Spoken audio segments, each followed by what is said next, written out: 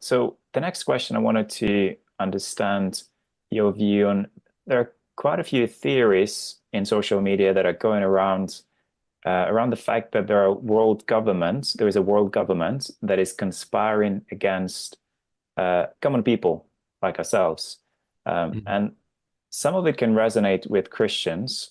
So I guess the question is, what do you think about, what do you make of it, right? Should we be worried about it? Should we be looking into this topic?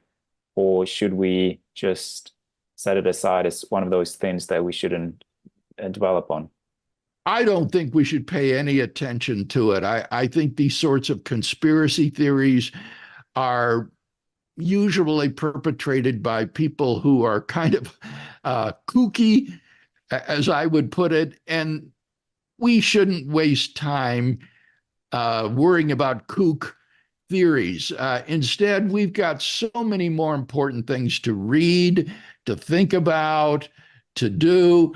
Uh, we ought not to be, I think, investing our time and energy in conspiracy theories, worrying about world government taking over. Great, that's helpful. Thank you for clarifying this.